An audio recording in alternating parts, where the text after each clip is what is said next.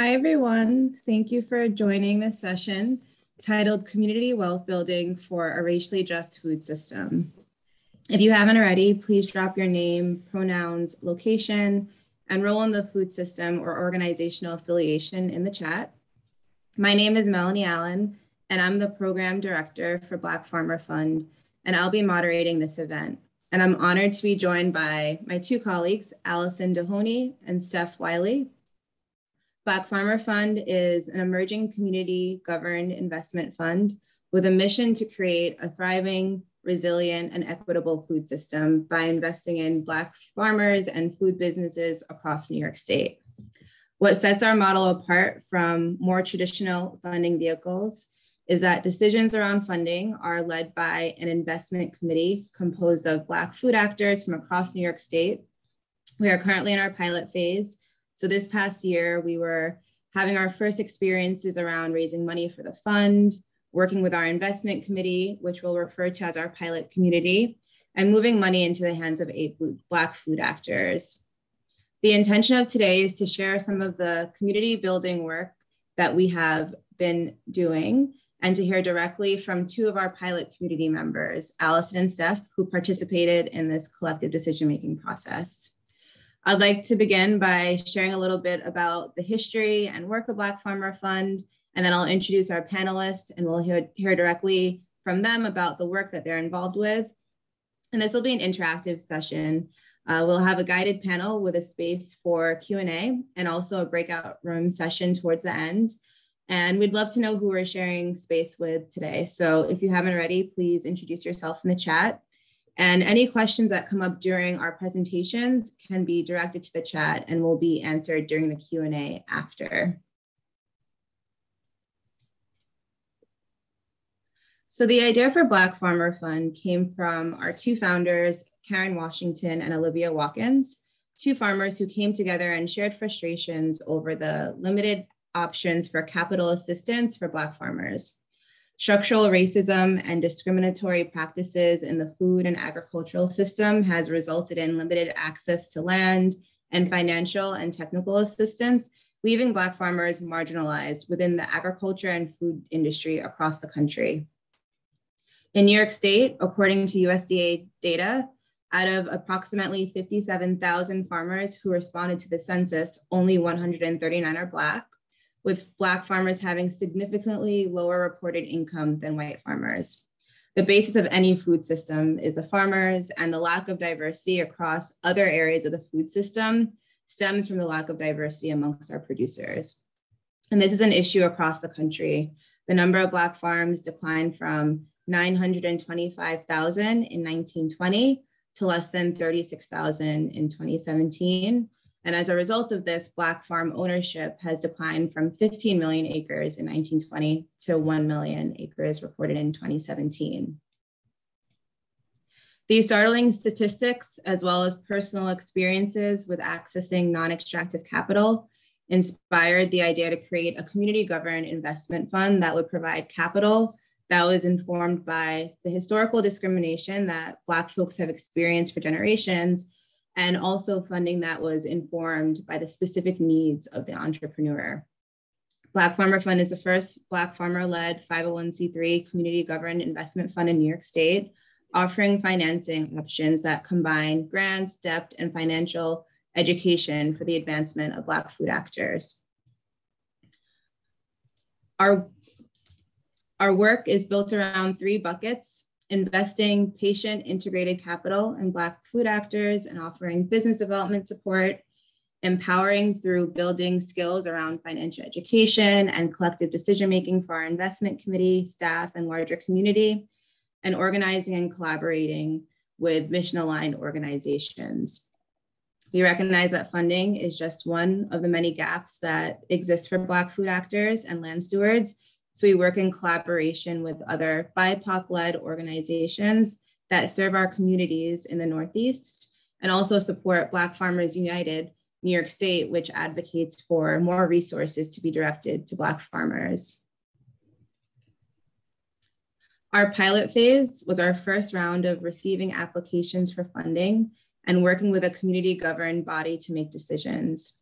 Our pilot community is a group of 11 food actors from different roles in the food system and representing different parts of New York that came together to not only make initial decisions around funding, but to also develop the criteria that applicants needed to meet in order to be eligible for funding. This criteria, the investment guidelines that the pilot community prioritized when reviewing applications, centered economic justice, community wealth building, and being in good relationship with the environment. And for our pilot fund, we raised a little over $1 million in integrated capital, so a mix of grants and debt capital, and received over 50 applications for funding. 40% of the applications came from folks that identified as farmers or growers, and the others came from herbalists, caterers, and restaurant owners. And our pilot community narrowed these applications down to 8, who we recently announced as our first investment cohort, and we are very excited about that.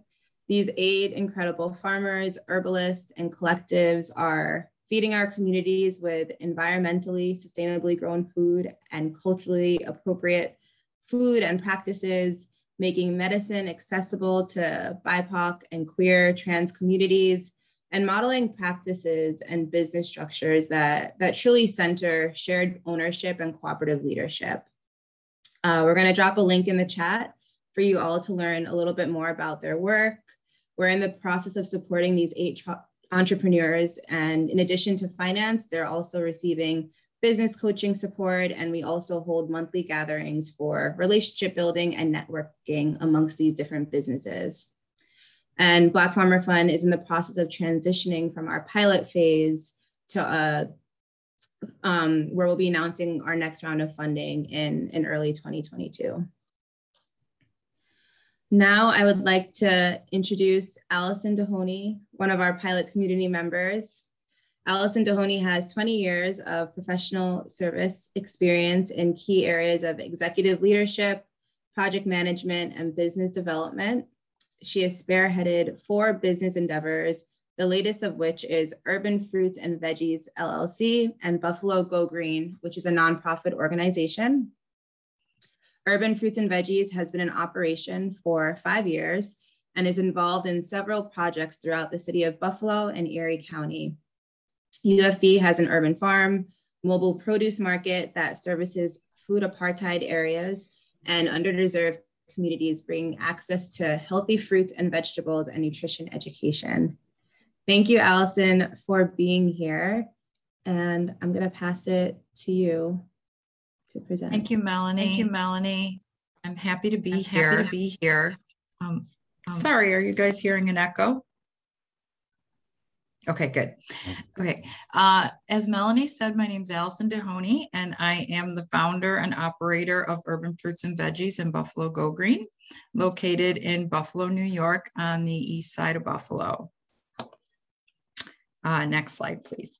So our company history is we started as a not-for-profit, as a for-profit entity, but realized that this food space it's going to be necessary for us to operate as a 501c3 as well. So we created a not-for-profit arm. So our business structure is a hybrid. We first started by purchasing vacant city lots from the city of Buffalo and creating an urban space to grow. We were accepted into the USDA's Disadvantaged Farmer Program, and with our mobile market, we began forming partnerships in the community with some community-based organizations and health providers and insurance companies. And this was necessary because while we are growers, our overarching mission is wellness in underserved communities. And we also felt that these certain types of partnerships were necessary because as we started this work, We initially thought that just bringing access into underserved communities and neighborhoods where food apartheid existed was going to be the answer to a lot of issues that our city and these communities were facing. And we quickly learned that access was just a small part of trying to provide a solution to the problem of lack of healthy food options and health disparities. Next slide, please. So I personally knew that I could operate a business, but I needed some help with agriculture, growing, and I needed technical instruction. So we were fortunate enough to have my very first farm manager, who's been a grower her whole life, and a horticulturalist to kind of take me under his wing and help me learn how to grow crops and grow crops in a sustainable way. And then that would be nutrient dense to give out to the community. Next slide, please. So we have 33 raised bed space and 1 greenhouse at our current location. We are currently expanding to another location, which is approximately 5 minutes away from our current location. And that is going to be comprised of 13 prior vacant city lots. And we will have a mix of soil and hydroponic growing at that location. And it's necessary for us to expand because we can't meet the demand. So these are just a few pictures of our urban farm. Next slide. And we participate in lots of farmers markets throughout Erie, some in Niagara County, which are both cities go neck and neck between 3rd, 4th, and 5th poorest cities in our nation. So the need for access and nutrition and wellness education is extremely high. Next slide, please. So a lot of our work expands in different places. Not only are we growers, food distributors, wellness and nutrition educators, but we've also found ourselves in the food justice and policy space. So some of our current projects take all of those areas and they intersect. For example, our growing food policy from the ground up, where we partner with University of Buffalo, Johns Hopkins, University of Minnesota, and some other community-based organizations to work with the community for a 3-year period and take that information and work on how we can create policy change. We've partnered with a community-based organization in Minnesota because the two cities have a lot of the same disparities and a lot of the same issues. And we felt that partnering with another city would help us learn what works and what doesn't work. And we would have another city to kind of lean on, as Minnesota has Buffalo to lean on. One of the other projects that we're working on is a building and strengthening social and economic sustainability among New York State Black farmers. Again, this work is in activism and land and food justice. So this project is really to help folks who are interested in farming and folks who are farming, to give them support based on what they tell us support looks like, and to build up those farms and create a space for those who are interested in farming to get some support as they start their journey. Another project that is very near and dear to my heart is the Food as Medicine Research Project, where we're partnering with the Buffalo Niagara Medical Campus and several doctors at that campus, and it's funded by Highmark Blue Cross Blue Shield. And that is because so much of our work focuses on diet-related diseases, and this project will allow us to concentrate on that. Again, going back to land, working with Cornell and their Farmland for New Generation project, helping folks who are interested, folks of color who are interested in finding land to farm, giving them a place to go to get support for that. Next slide, please. So this slide really puts together the intersection of our work. So one of our recipients of grant and debt funding through Black Farmer Fund was Trinity Farms. And we spent some time at Trinity Farms this year. And this was one of our experiences. This little guy and his two loving goats were like the highlight of that day. And the photo next to it is our growing food policy from the ground up colleagues at my urban farm on a Sunday morning, just hanging out and strategizing about the project and where we're going, and some of the things that we hope will be a result of this 5-year work together. And this, these folks are from Johns Hopkins, University of Buffalo, and two of our community-based organizations. So with Black Farmer Fund, providing access to land, and then working on the policy side to see how we can affect change in that area is a beautiful cross-section of some of our work. Again, these are just some of the areas of social justice that we work on. One of the things that we worked on in 2020, and Melanie, I'm just gonna check my time. Okay, is the New York State Diversity and Racial Equity Working Group that we worked on to provide a strategic plan to then Governor Cuomo, and we're hoping that that document has landed on Governor Hochul's desk. But we spent several months working on a plan and meeting to discuss past histories and how we can put policies and practices in place to eradicate some of those past traumas and work towards a brighter future for agriculture and the food space in New York State. Next slide. So I mentioned that our work crosses lots of spaces. And one of the things that is necessary for us to stay, have forefront of mind are the social determinants of health. Because as we go about the community, providing nutrient-dense, pesticide-free produce, we're giving out our education and talking about great things that you can do with this produce and cooking demonstrations. We have to keep in mind the social determinants of health, because what happens is we find out that someone in our audience or someone who's been purchasing from us does not have a stove. So what does that look like for that person? And how can we connect them with services to help them with the things that prevent them from taking healthier steps in their life? Next slide. So one of the great things that has happened over the past couple of years is our partnership with the Buffalo Bills Foundation, where they support us in helping us communicate nutrition education, healthy meal options. We worked with the Buffalo Bills to find out how they stay healthy, what they like to eat, and we communicate that out to our folks in our fruits and vegetables prescription program.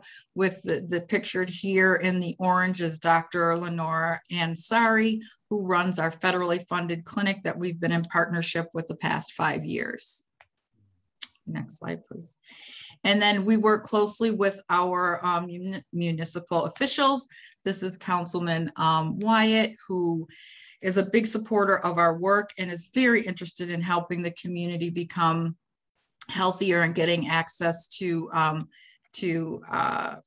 healthy food options. And he takes a lot of his discretionary funds that he has for his councilmatic district and we work in partnership with him to use some of those funds for food distributions and cooking demonstrations and just getting out wellness information. And he's a big supporter of urban farming as well, which we don't we don't have a lot of support, or I should say as much support as I would like in the city of Buffalo for urban farming, but he is one of our big supporters. So we're always appreciative of him. So I guess I put this slide here to say that if you can work with your municipal leaders, you can get great support for your work.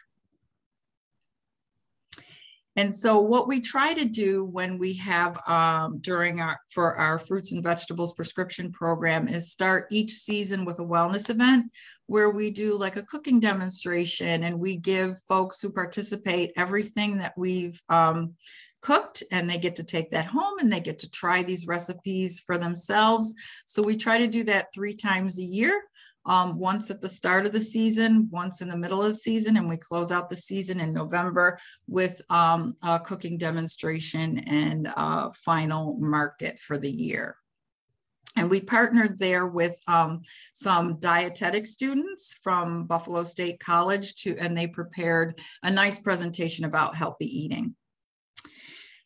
So we do all of that work on a day-to-day basis, but our overarching mission and our big vision and goal is to have the first and only holistic wellness center in the city of Buffalo, which will be constructed on about 6 or 7 of the vacant city lots at our new location. And this will be a place not to duplicate clinical services, but to work with our federally funded clinic to provide things like yoga and meditation, a place for folks to go and stretch and exercise if they don't have that availability at their homes, and a whole host of other services that are sometimes lacking in underserved communities. And this will be in a highly neglected community in the city of Buffalo that hasn't seen any growth in about 25 to 30 years. And that's it. Thank you, Allison, for sharing all of that. Now I'd like to transition to introducing Steph. Steph Wiley is a New York City born and raised founding member of Brooklyn Packers, worker-owned cooperative. He has over 20 years of entrepreneurial experience and has been a past member of the Board of Just Food, the Knick-Knock Advocacy Council, and the Knick-Knock Training Collective. Along with his work at Brooklyn Packers, Steph is helping to develop a network of cooperative homesteads. He believes that aligned movements working together in solidarity is the best way to seek justice for all in our lifetime. Thank you, Steph, for joining us. Thanks, Melanie. Thanks, Allison. It's good to be here. Thanks, everybody, for showing up for us today. So in 2016, we started Brooklyn Packers, some colleagues and I that were working for an online food delivery service. And we formed a worker-owned cooperative called Kings County Cooperative, which later became Brooklyn Packers. What we do are pack, source, and deliver for small food delivery companies and organizations. So what we're trying to really do is create a micro food hub network in Brooklyn, locally in Bed-Stuy. We have a location in Bed-Stuy, and partly what we do is we order large amounts of food for organizations and pantries and any kind of like nonprofit that wants to provide food for its community. And we pack it and we deliver it to the locations where the communities exist. We lean towards healthier organic food or a mix of organic food, sustainably grown food, and conventional food for those who are cost sensitive. So that's one of the things that we do. For example, in the height of the pandemic, we were a part of a city contract called Get Food NYC that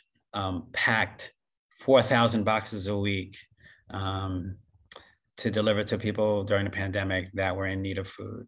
So that's kind of the kind of work that we do in terms of like business to organization.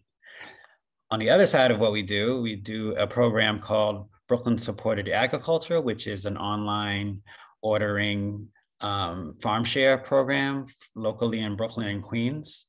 We have about 200 members that we service every week, and we have kind of a mix of the food that's there in the picture, fruit and veggies, eggs.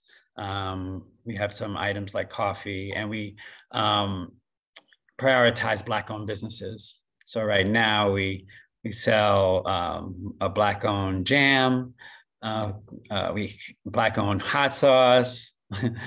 So we prioritize Black-owned businesses. And part of the way that we distribute it through Brooklyn and Queens is through locations, like business locations. So we'll take like 20 bags to a business location, and those folks in that neighborhood will come and pick up there. And we prioritize Black-owned businesses for that also. The other thing we do is home delivery for people who can't get out or people who live in neighborhoods where we don't have a location. And so that's the kind of work that we do. We also, as part of our like kind of business to organization, we customize a farm share to those folks too, so that we can offer culturally relevant food to those community. You know, not everybody likes kale. You know, not every community eats radishes. You know, so what we do is we try to source like collard greens and sweet potatoes and things of that nature for the communities that we're in. And we think that's really important in terms of food sovereignty. So like we said, we are a worker-owned cooperative in Bed-Stuy, Brooklyn. And we think co-ops are the way to go. We think the future of business is really co-ops. And that's because on average, we have a higher sustainable revenue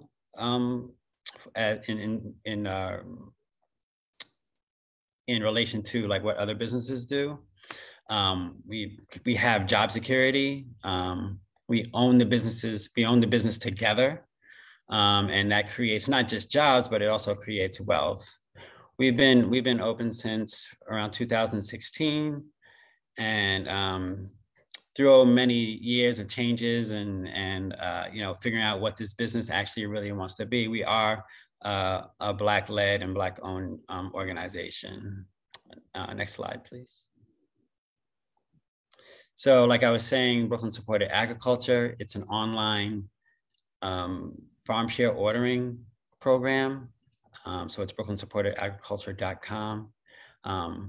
It connects people in Brooklyn to the farmers. We get our produce from Hudson Valley. We get our produce from Rocksteady Farm and Flowers. We get our produce from Oko Farms in Williamsburg. So we do a mix of like hyper-local farms, Black-owned farms, and queer LGBTQ farms up in the Hudson Valley, and just like really local farms in our region. And we're just trying to like provide diversity in our food system and the healthiest food that we can get to our neighbors in Brooklyn. So part of what I did this year was I helped start a farm, which is also a worker-owned cooperative up in Western Massachusetts. So I really wanted to understand what it was to be a farmer. As a person who's been distributing food for like five, 6 years, I really wanted to understand like what being a farmer was, so I can just have a thorough knowledge of like what happens before the food gets to me as a food distributor, and how I can like really thoroughly explain to people why it's so important that we have Black-owned farmers, and why it's important to get our food from a diverse supply chain. And so I embarked on this journey to start a farm this year. It's called Mumbai's Freedom Farm. And it's been a really beautiful challenge, learning what it is to be a farmer. So Yeah, it's I learned that, you know, all the decisions that you need to make as being a farmer are really important. It's hard to be a farmer. It shows me that farms and food should not be cheap. You know, it's how food is how we commodify food in this food system is really not in support of healthy people and healthy planet. And so I really lived and embody that knowledge at this point. So this helps me to really like move forward in this work to help change the food supply chain in a real way. Yeah. Next. So yeah, so what I believe in, what Brooklyn Packers believes in, is a just and short food supply chain. Like, how do we get the food from the farm as directly to the folks that need it as possible? You know, farmers want to sell their produce, and I learned this. We want to, you know, minimize the logistics. We want timely payments. We want, you know, a tight crop plan. We want flexible buyers. We want to get this food with the least, you know, blocks as possible from the farm, from the soil, to the people that really need it. Next slide, please. And so, like, what is good about what I've learned from farming and from doing Brooklyn Packers is, like, you know, as a small farm, like, we just want to get the food out. So how do we have like low or no minimums in purchases? How do we prioritize seasonal produce? You know, how do we get the food to the folks? Actually, the delivery process is really important, and it's often the most expensive part of the supply chain, is actually getting the food from one place to the next. Next slide, please. And so we really want to like have everybody be able to eat the healthiest food possible.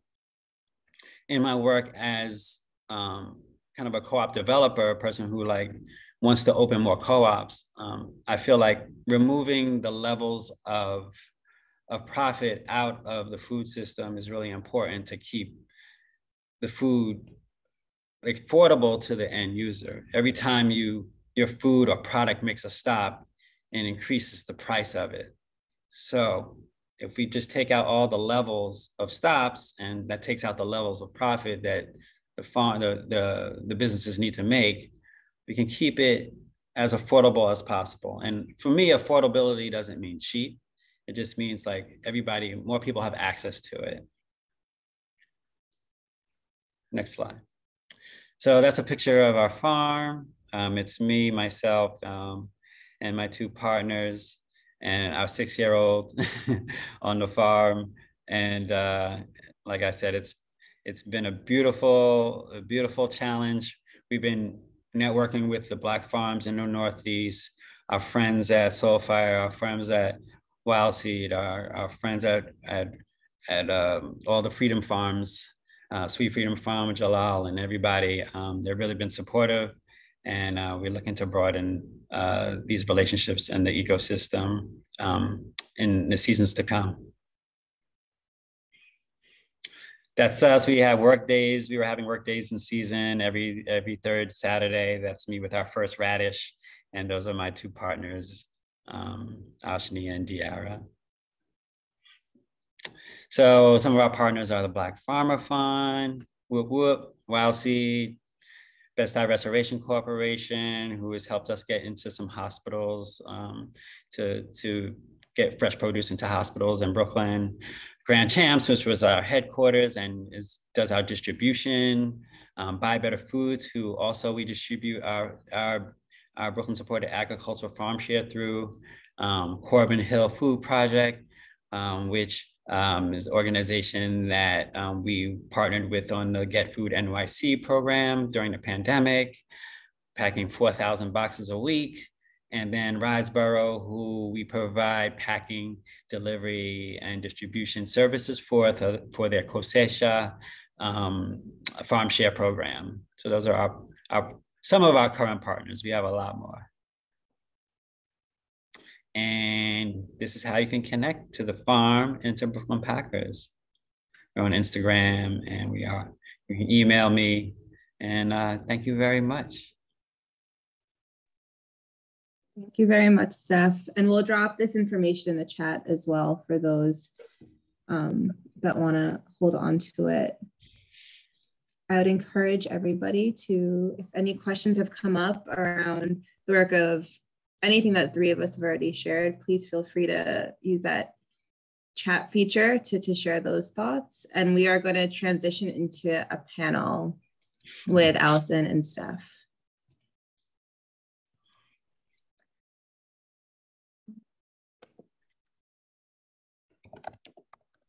So both of you, thank you both for those dynamic presentations. Both of you are doing incredible work to ensure that our communities have what they need to truly thrive and have access to healthy food.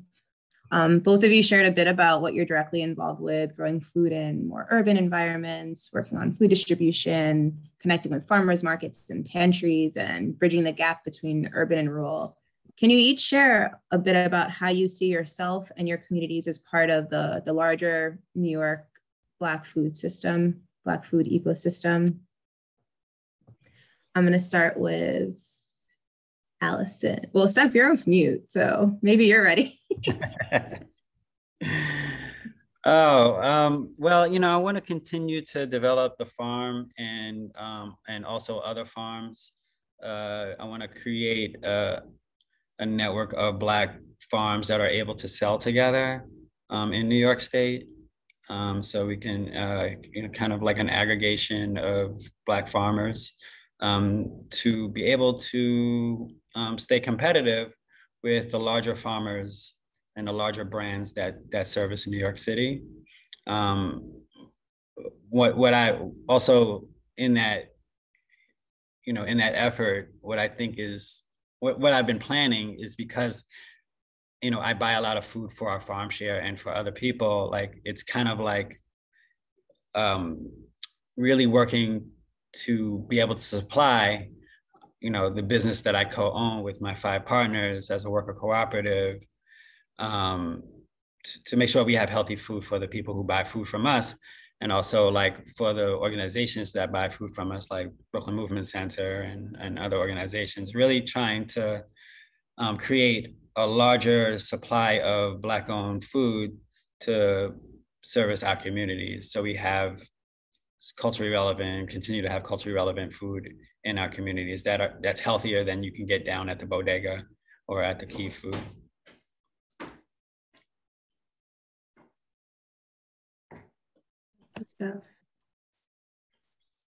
Yeah, so, my thing is, like, we would love to be able to supply Brooklyn Packers, but the issue is transportation. Like, it would be cost prohibitive to move our product from Buffalo down to Brooklyn. So if we could find a solution for the transportation, I feel like more of us would be able to buy and sell to and from each other.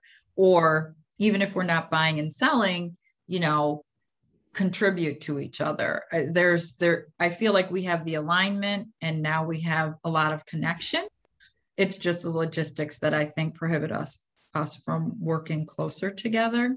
Yeah, and that's too bad. A lot of the farms that we visited through Black Farmer Fund this year, like we would love to buy our apples from Trinity Farm. We buy a ton of apples every year. So how do we figure that out? I think that's like a really big question, and something that would be great for us to work on. It's a huge challenge, but finding solutions would be really great.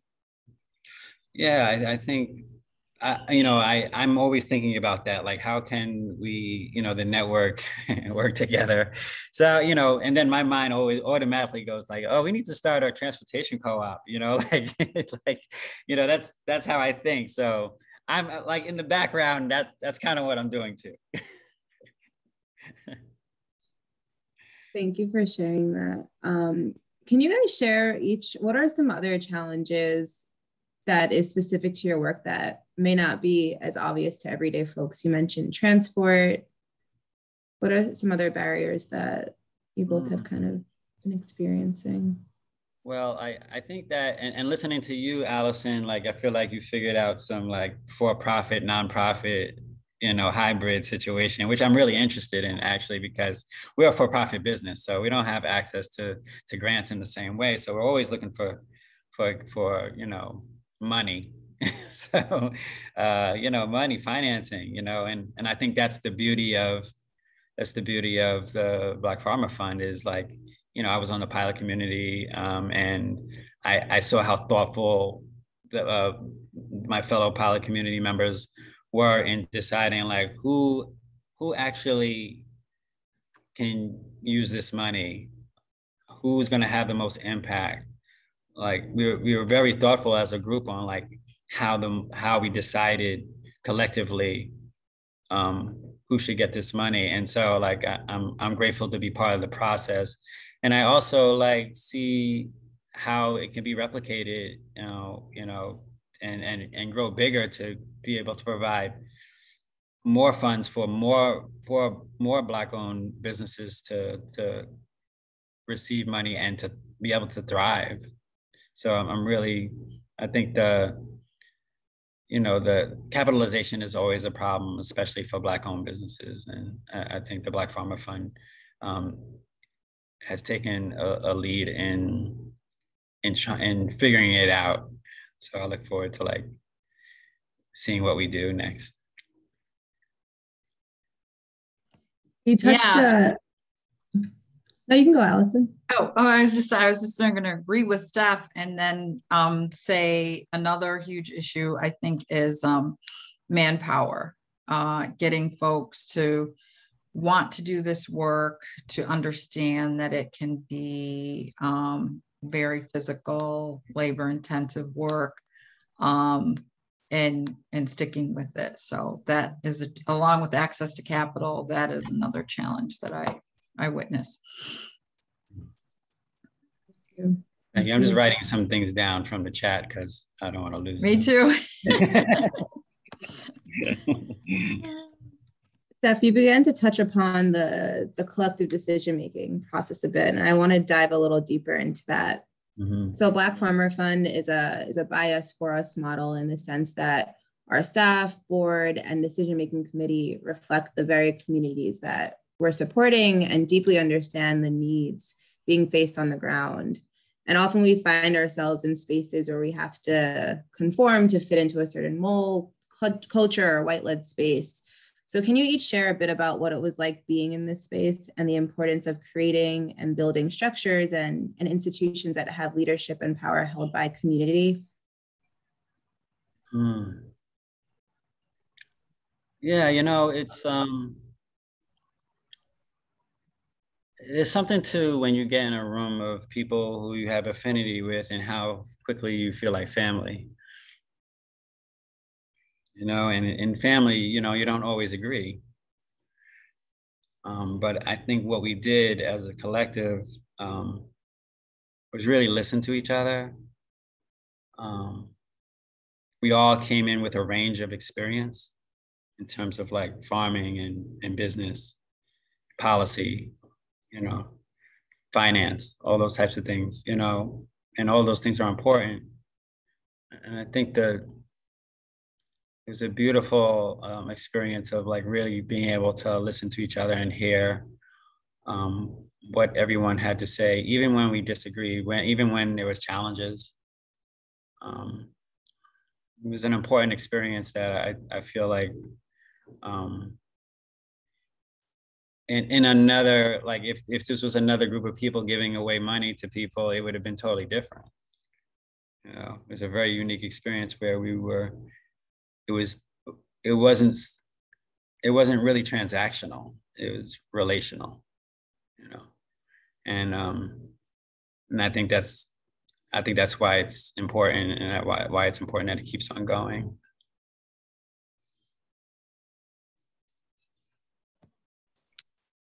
I agree with all of that. And for me personally, having a background in insurance and finance, which is mainly dominated by white males, and then next, white females at a mid-management level and below, not having the experience not only to work side by side with many people who look like me, but to move from that space and to have the opportunity to participate in Black Farmer Fund. I feel like when we all got in the room together, there was this just natural level of respect that the board and the management staff of BFF had chosen. And it feels like the choices were extremely intentional. And like Steph said, we didn't always agree on everything. And even when there were disagreements, like Mel, you and the staff would open up meetings and say things like, you guys have to decide. And it's like, oh yeah, we have the power. Like, we have to figure this out. Like, you kind of forget when that is not your professional experience, when you've been handed over power in a way that historically you haven't.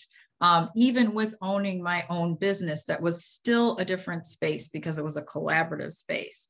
And what came out of it, I just think is like, it's like priceless. And even though I was brought into the pilot community to make decisions to give away, I feel like almost selfish sometimes, because I got so much out of it, you know, out of that experience that I can't put a price tag on, and that I'll have, you know, forever to move forward, both professionally and personally. So yeah, that's my takeaway. I was brought in to give, but I sometimes feel like I got more than I gave away. So.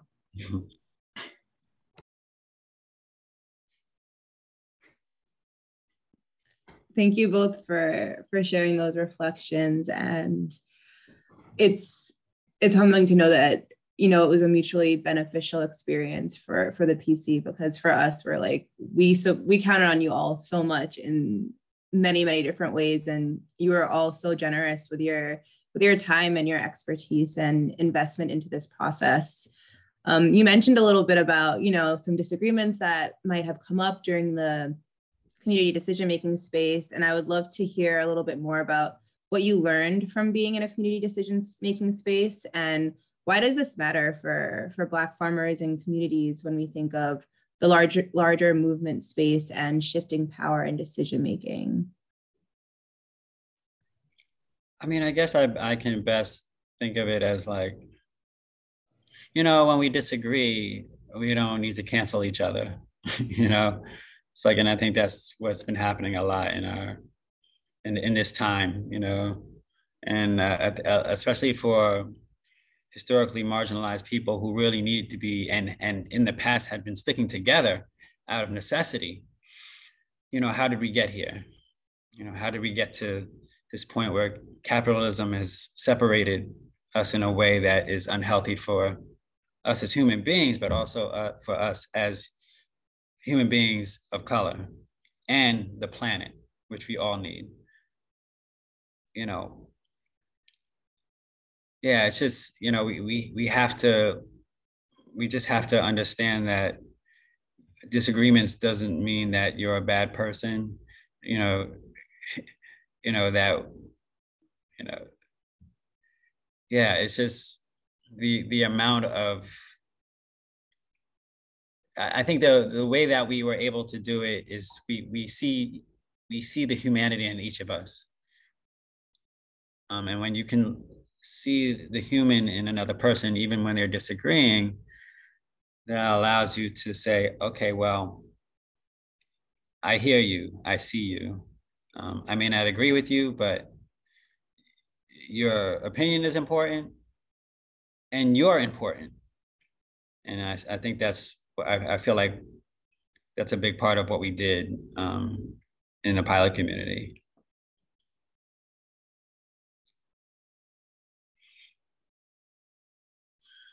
you, Steph.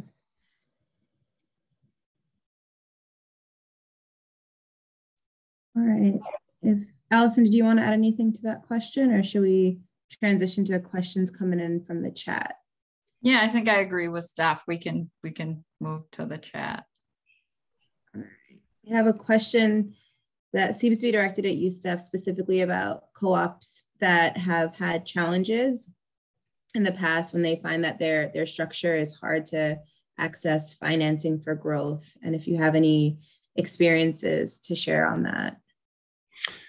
Yeah, it's every business is different. We've been around for about 6 years, and with different folks, people have come and gone.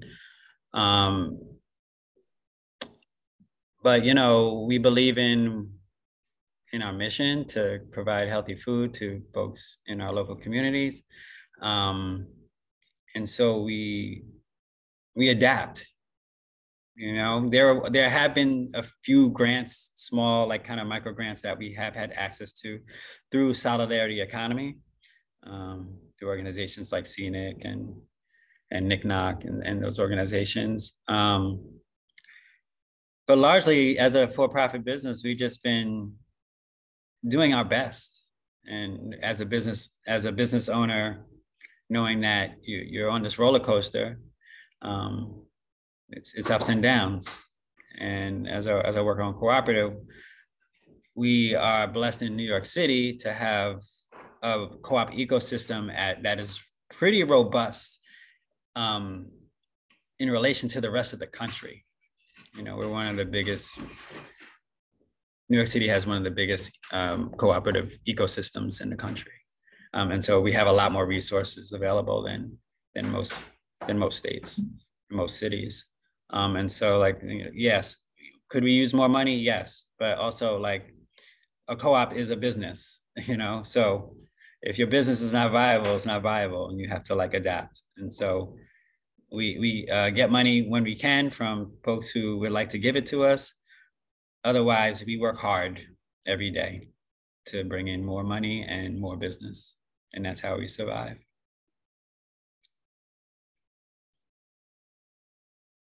Thank you, Steph.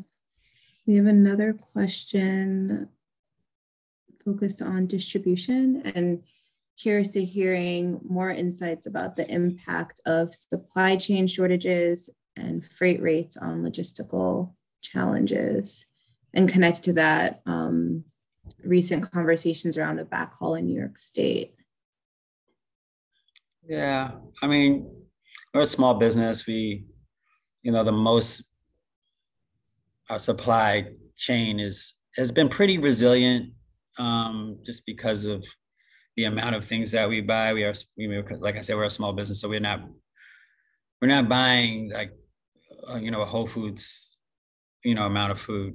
We're buying for smaller organizations, and sometimes we'll need to buy for 4,000 families, but even that's possible, especially during the pandemic. That was possible because there was a lot of food available, especially in the beginning.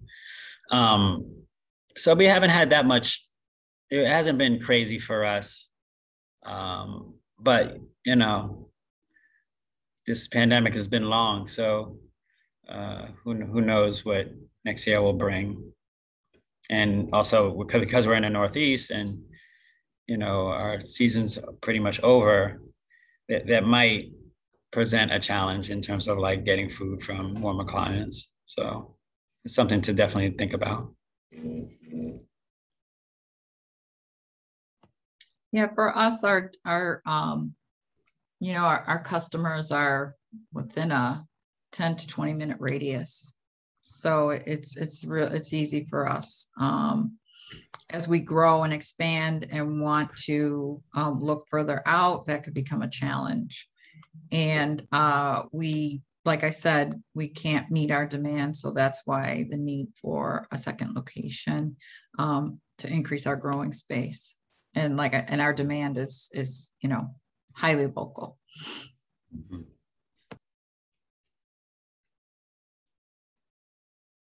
Thank you, Allison.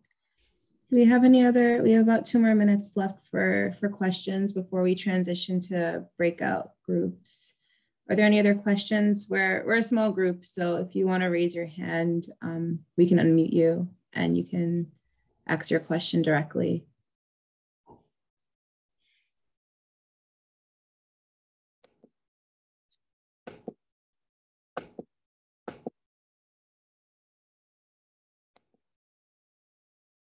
Yes, Amber. Hi, thank you, everyone.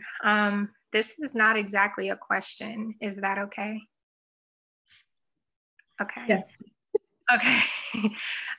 So I just want to say I really appreciate, in particular, there was a chart that Allison shared that one of the sections talked about kind of personal traumatic and difficult experiences, domestic violence and things like that as a barrier to wellness. So I think that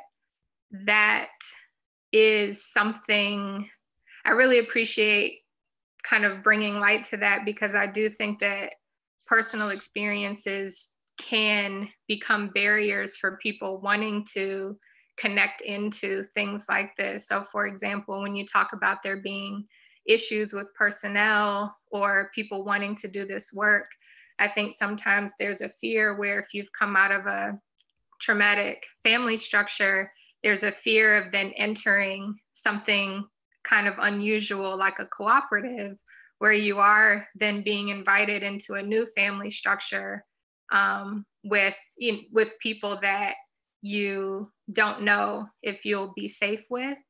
So I think that that's something that I have thought about a lot that I haven't ever seen anyone mention in a conversation like this. So it's something that I would like to bring more attention to, kind of those, how to get over those personal obstacles so that we can encourage more of a one-to-one trust so that people do feel more comfortable coming into community. And then with that also, you also mentioned how hard it is to do farm work. So with that as well, wanting to bring wellness solutions maybe outside of the conventional kind of, obviously we want healthcare from the system.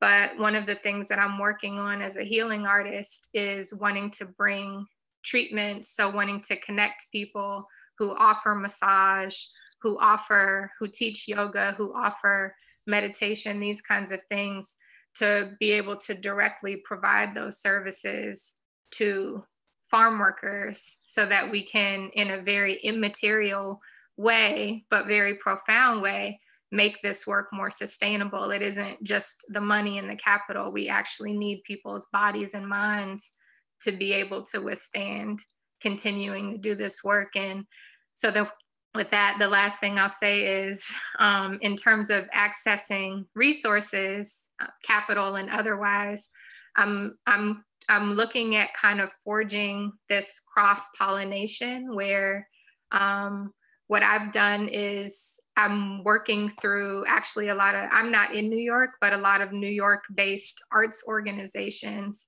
And so I'm kind of identifying myself as an artist, and then with healing arts being kind of my discipline. And then with that, that's allowing me to get access to financial resources that I may not have been able to do if I had started a business as a yoga studio or something like that. Moving as an artist gives me a little bit of flexibility. And then what I'm hoping to do is forge these broader collaborative, cooperative kind of ecosystems with farmers where we can kind of pull money in from places that may not have been available to farm people, and then also pull in these more immaterial support services as well. So that's just, I kind of wanted to plant that seed, because the more I'm listening, I'm like, I really think something really cool can happen with all of this. So thank you so much. Thanks, Amber. Melanie, can I respond to that?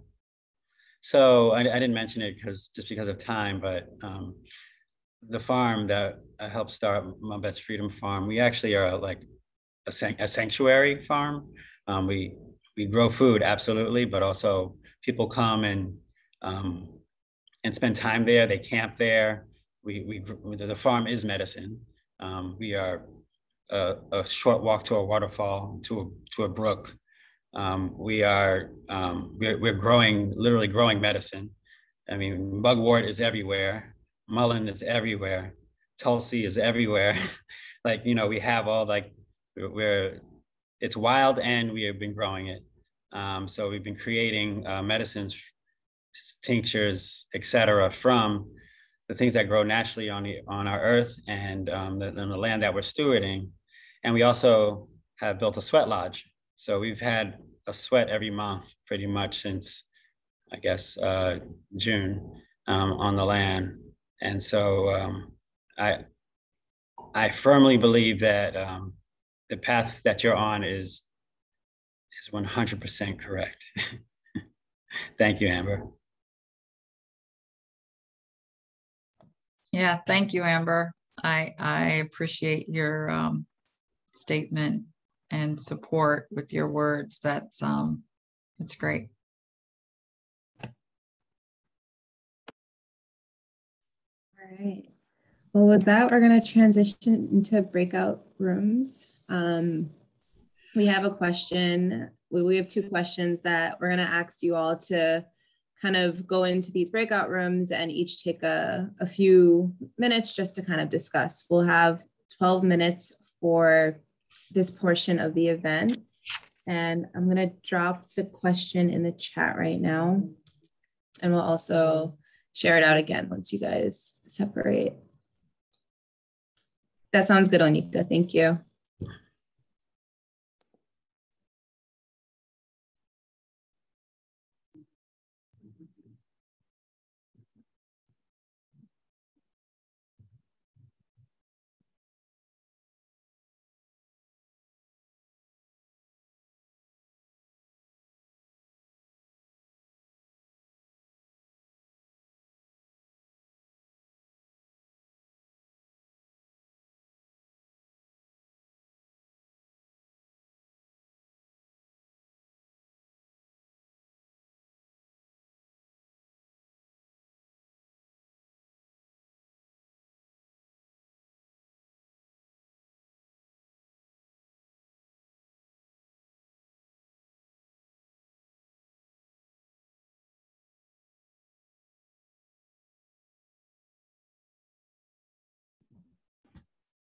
If anyone wants to go to a room but can't figure out how, I'm able to move you.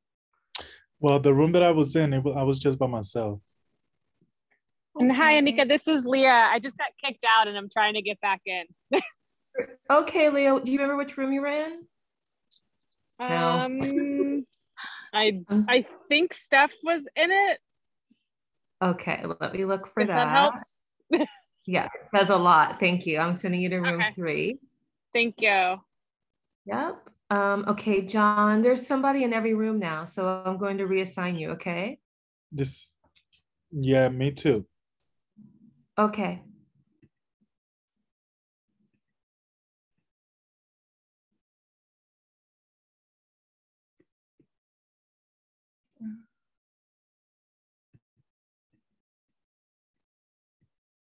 And freedom.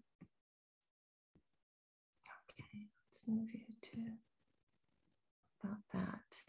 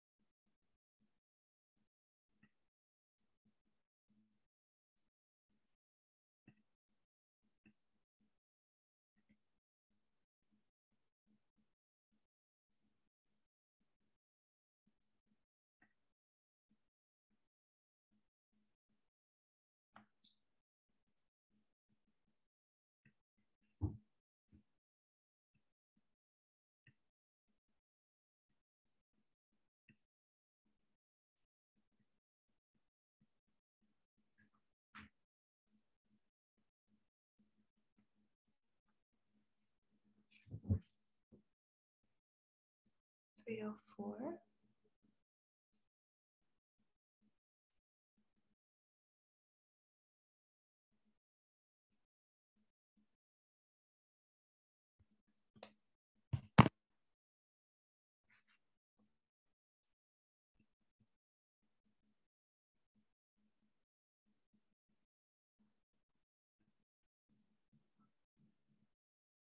Would be 10 would be 14.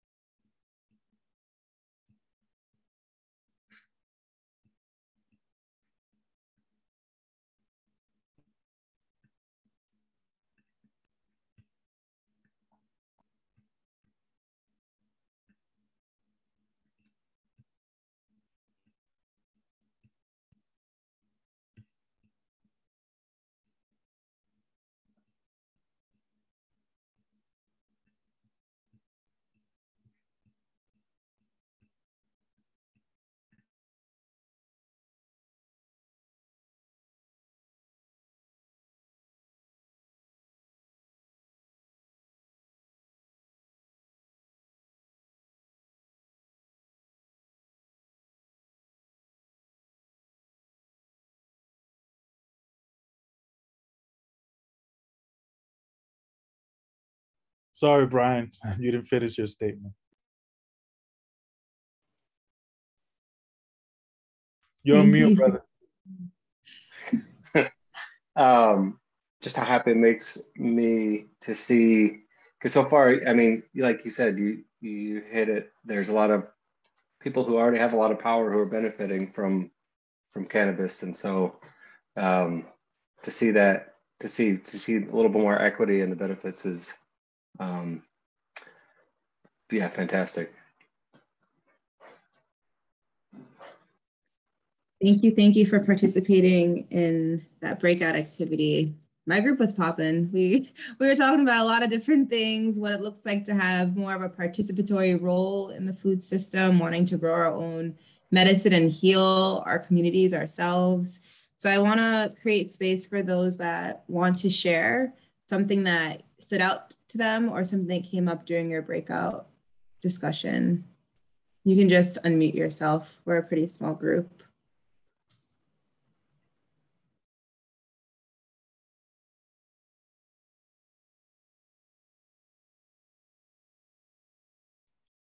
No pressure.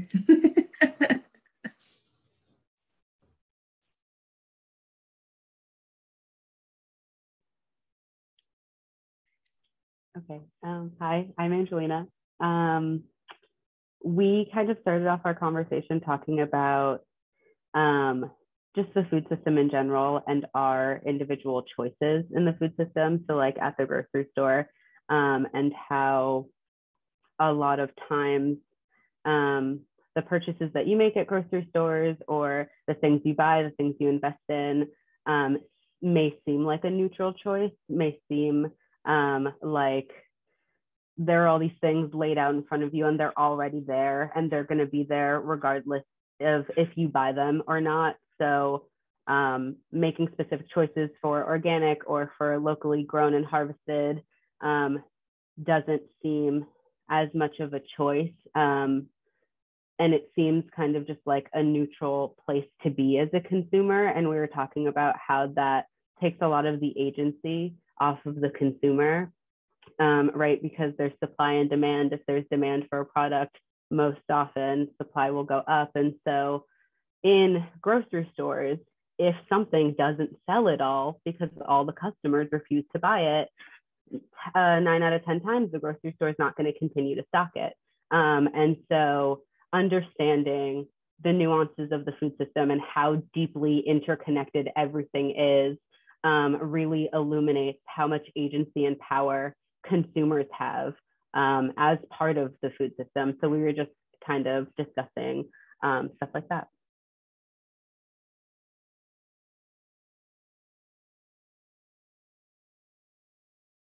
Can I comment on that, Mel? Yeah, this is a open session, so anyone can react to what another person says or share something different.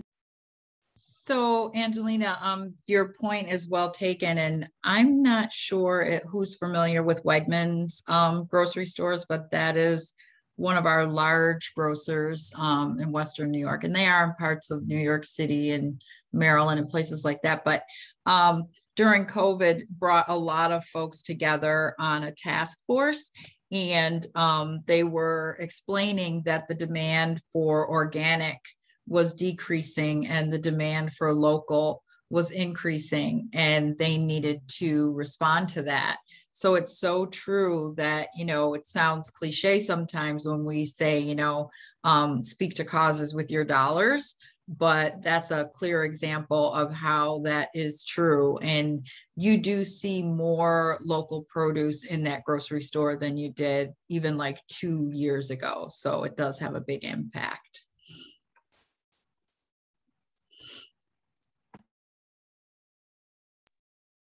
Ryan, do you want to I think add that's something? I think that's so interesting. And then layering on that, the conversation of worker-owned co-op, because I feel like the conversation around organic is so focused on the food and the product, and then more so that conversation of local produce and worker-owned co-op and sort of like who's owning it's more focused on like the people behind it, right? The humans that are a part of this system.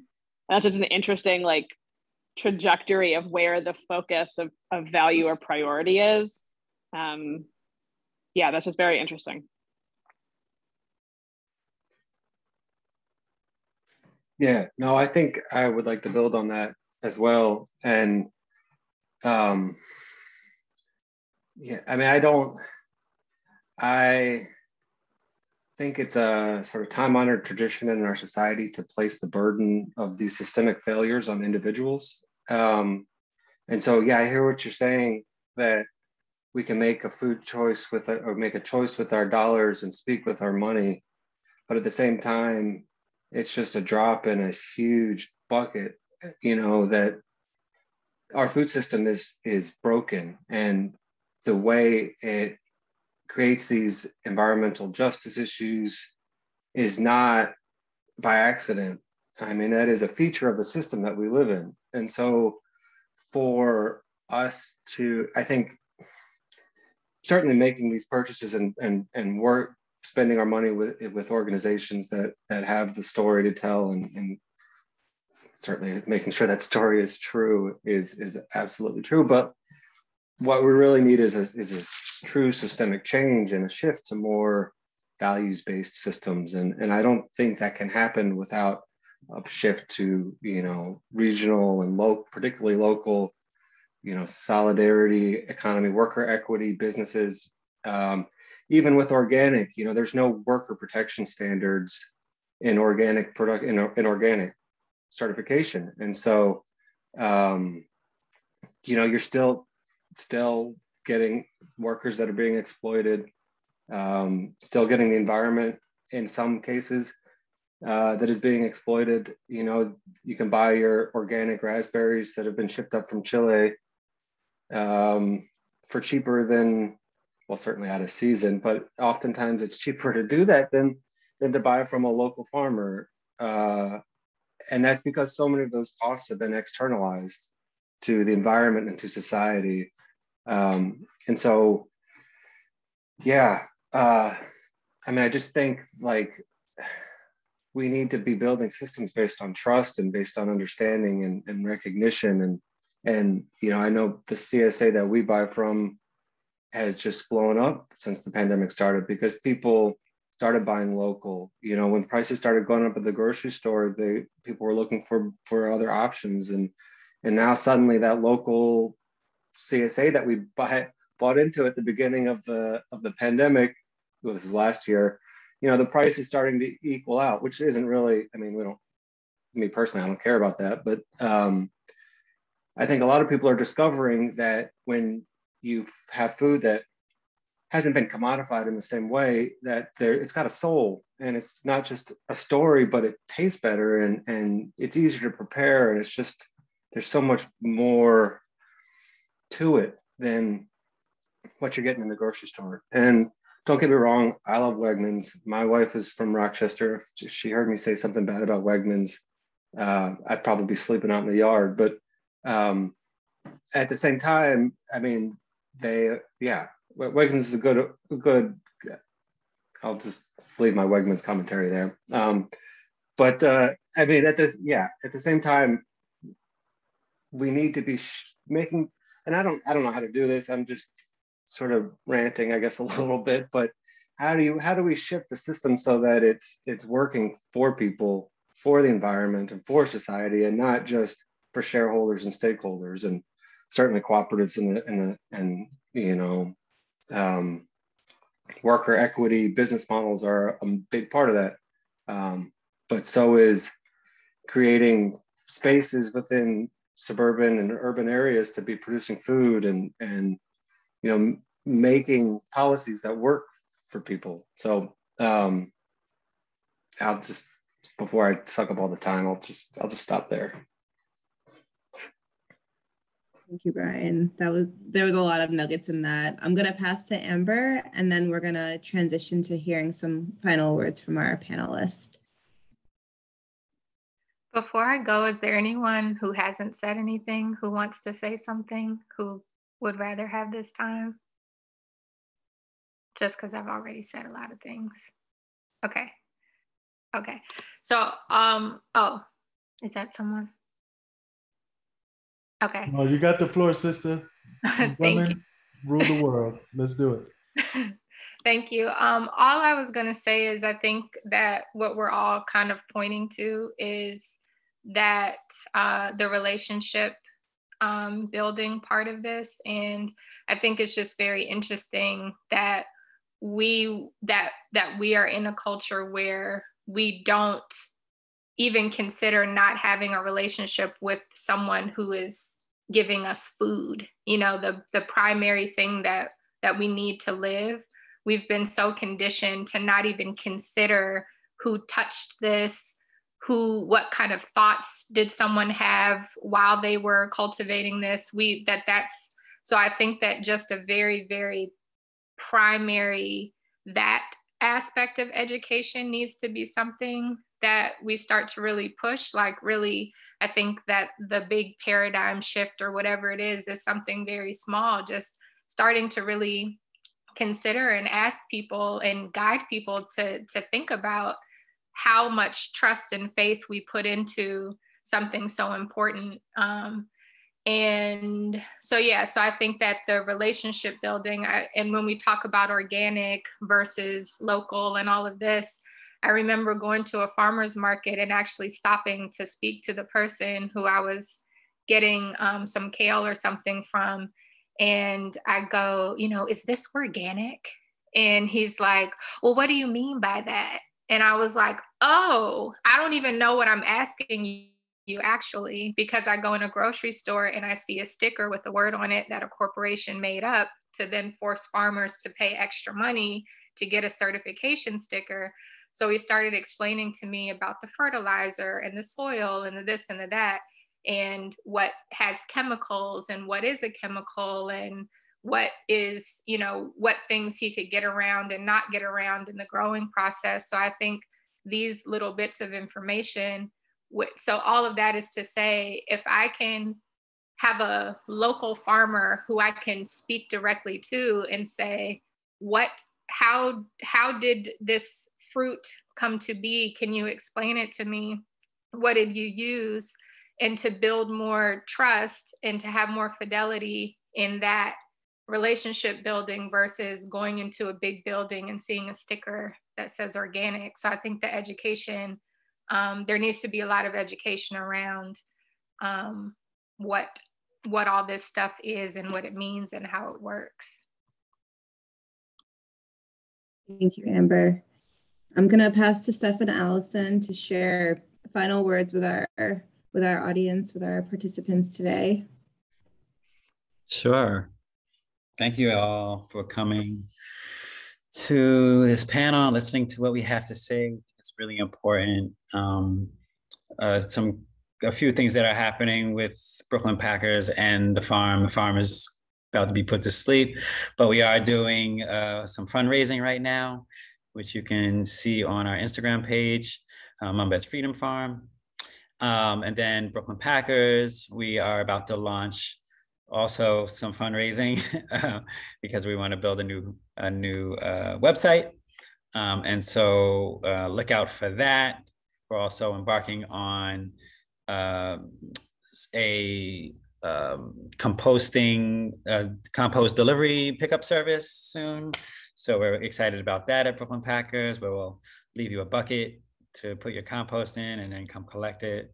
So all that stuff is happening right now. And again, thank you. Thank you, Mel.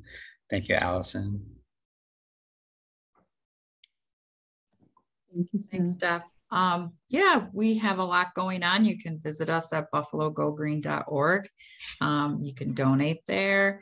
And it was great to be able to share and hear what folks are thinking and how they're participating in the food system, because I think it's important that we all remember that we all are parts of the food system in some way or another. So yeah, thank you for listening, and thanks, Mel, for putting this together and inviting us. Thanks, Steph. Thank you both for your time. Thank you all for engaging and being so engaged in this entire session with all your questions and comments and reflections. Thank you, Nisog, for inviting Black Farmer Fund and our pilot community members to this space. And thank you, Onika, who's been an amazing tech support host throughout. And we hope to keep in touch with everybody. So you have our email addresses in the chat for all of our work. I'll drop mine right now as well. And yes, thank you. Enjoy the rest of the conference.